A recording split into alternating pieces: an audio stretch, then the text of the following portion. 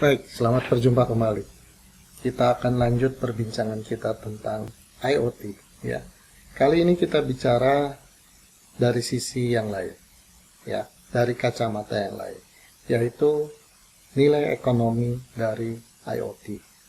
Betapa besar pengaruh IoT dalam kehidupan manusia sehingga masuk ke berbagai bagian kehidupan kita.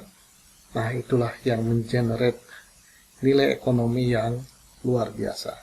Ya, baik. Kita mulai dengan prediksi sederhana ini ya. Jadi berdasarkan data-data masa lalu, kemudian akhirnya diprediksi bahwa tahun 2025 ya itu akan ada 27 miliar IoT connections. Bayangkan 27 miliar. Jauh lebih banyak dari jumlah manusia. Ya, kenapa? Karena satu manusia mungkin berhubungan atau berasosiasi dengan sejumlah perangkat IoT. Ya, bisa saja seseorang yang punya penyakit tertentu pasang implan IoT, ya, lalu menggunakan jam tangan, menggunakan kacamata dan seterusnya. Baik, kemudian yang kedua itu adalah revenue forecast, ya.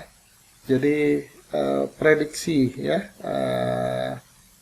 keuntungan ya keuntungan dari bisnis IoT ini ya, berapa itu kira-kira ya, yaitu 3 triliun dolar, bukan rupiah ya, 3 triliun dolar. Satu angka yang fantastis ya. Kemudian yang berikutnya adalah cellular IoT connection. Jadi jumlah IoT yang terhubung melalui jaringan seluler ya, 2,2 miliar. Nah, kemudian berapa banyak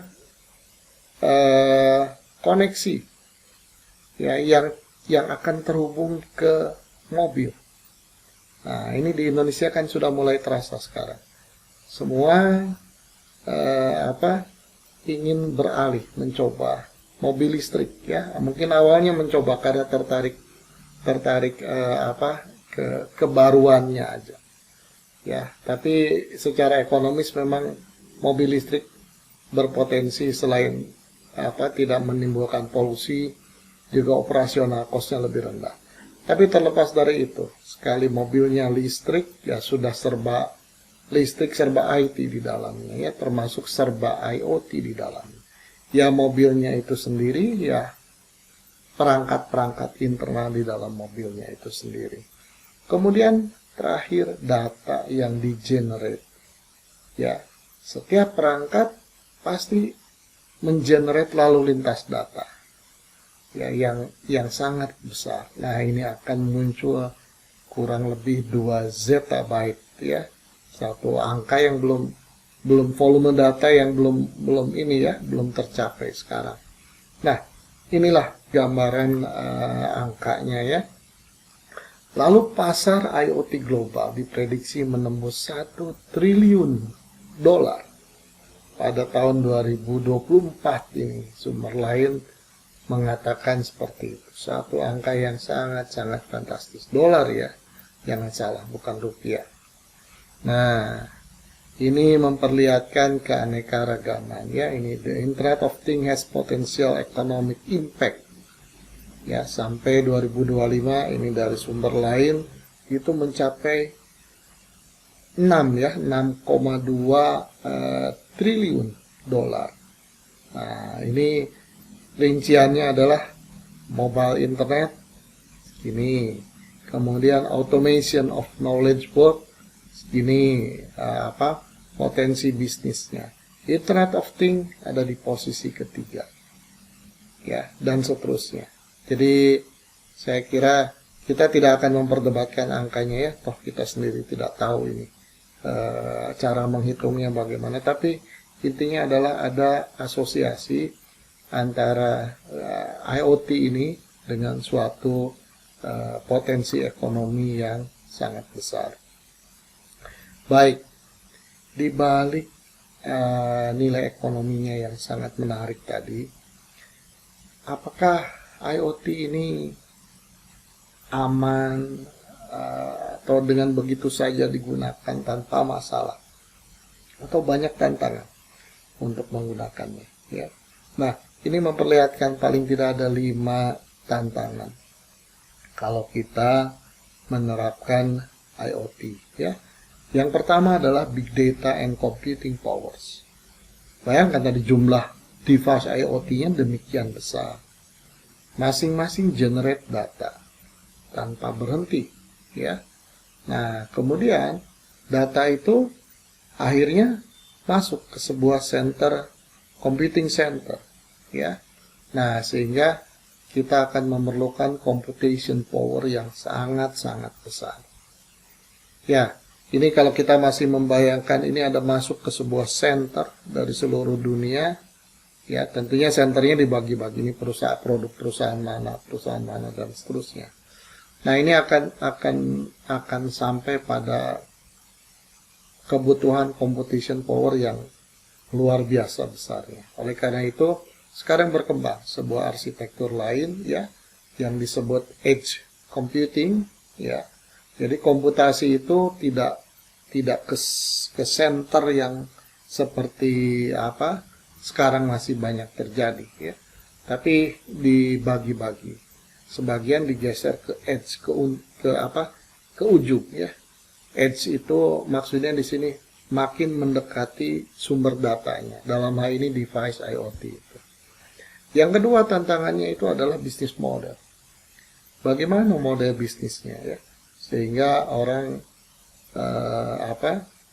menggunakan IoT, kemudian ada layanan yang mungkin harus berbayar, tapi yang membayar juga menikmati sebuah layanan yang harganya masuk akal, sehingga merasa tidak keberatan untuk membayar. Nah, ini yang dicari, ya. Ya, salah satu bentuk misalnya kalau dibayangkan jam tangan IoT di masa depan itu penuh sensor kesehatan, sehingga tahu ini mendeteksi berbagai gejala di dalam tubuh kita. Mungkin kita bisa langganan nanti ke sebuah situs kesehatan, gitu ya, sehingga ada report, ada analitik ke kita. Nah, ini kan bisnis modelnya bagaimana? Bayarnya bulanan, tahunan, berapa, ya, layanannya apa saja dan seterusnya. Baik, yang berikutnya adalah interoperability, ya. Tidak mungkin IoT yang demikian besar potensi kebutuhannya itu dikuasai oleh satu pihak tertentu, ya. Nah, ini tentunya semua bisa ikut bermain. Ada yang bermain di nanti jadi sistem layanannya, ada yang bermain di sayangnya produksi sensornya, ada yang bermain di device IoT-nya dan sebagainya. Tapi itu semua harus membentuk suatu sistem yang bisa saling bekerja satu sama lain, nyambung satu sama lain. Nah, inilah yang disebut interoperability, ya.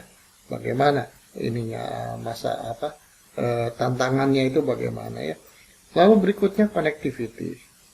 Connectivity, ya, paling sederhana kalau sekarang yang banyak terjadi, paling praktis itu adalah kalau device-device yang dipakai oleh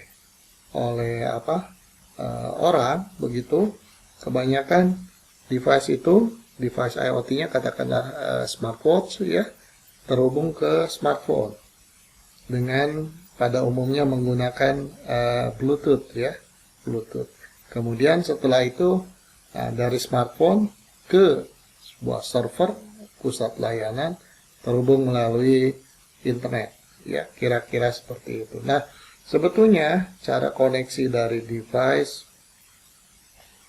IoT, ya, tadi device IoT ke tadi smartphone begitu, tidak hanya Bluetooth alternatifnya, tapi banyak yang lain. Nah, tapi intinya di sini ada tantangan bagaimana connectivity itu harus dijaga standarisasinya, karena kalau tidak nanti jadi tidak kompatibel satu sama lain, ya. Terakhir adalah security and privacy, ya. Tadi saya berikan contoh misalnya data kesehatan, lalu kita langganan layanan kesehatan, ya. Berarti ada privacy di situ. Privacy bahwa kita sakit apa, kita sehat atau tidak, ya. Kemudian apakah data kita bisa disadap oleh pihak lain dan seterusnya. Ya, security dan privacy menjadi hal yang penting. Ya, ini paling tidak 5 tantangan terbesar, ya. Jadi rangkuman dari beberapa slide tadi adalah potensi bisnis IoT sangat tinggi, bahkan luar biasa tingginya. Yang kedua itu adalah potensi yang sangat tinggi ini akan mempercepat perkembangan teknologi dan penerapannya di skala bidang. Jadi karena kue bisnisnya sangat besar, banyak pihak yang tergiur. Nah, ini memicu untuk pertumbuhan inovasi device-device baru yang ditawarkan jadi sangat tinggi. Ya, itulah yang membuat kenapa tadi angka-angkanya jadi fantastis. Ya, karena semua terdorong, baik produsen maupun pengguna terdorong untuk memanfaatkan teknologi.